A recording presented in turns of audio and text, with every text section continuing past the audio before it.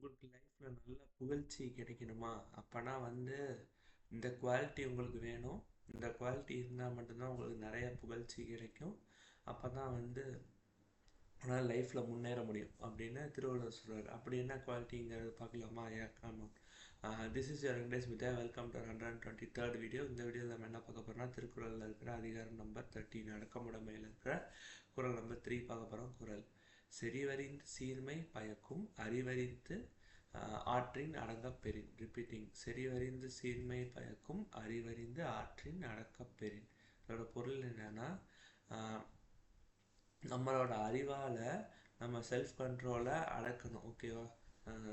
அடக்கத்தை அறிஞ்சு அதுக்கேற்ற மாதிரி அறிஞ்சு சரியான வழியில் கட்டுப்பாட்டோட நம்ம வாழ்க்கையை நடத்தணும். ஓகேவா?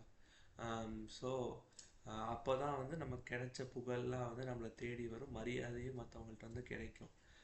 அதுதான் வந்து இந்த ஞானிகள்லாம் இருப்பாங்கள்ல, அவங்களுக்கு ரொம்ப முக்கியம். அப்படின்னா ஞானிகள் அளவுக்கு நீங்கள் வாழணும், நல்ல புகழ்ச்சியோட மரியாதையை வாழணும்னா உங்களோட சுய அறிவால் நீங்கள் வந்து சுய கட்டுப்பாட்டோடு இருக்கணும். அதை அறிஞ்சு சரியான வழிமுறைகள்லாம் நடக்கணும், வாழ்ந்து காட்டணும் அப்படிங்கிறார். So thank you guys. நம்மளும் அதே மாதிரி நடக்கும். தேங்க்யூ.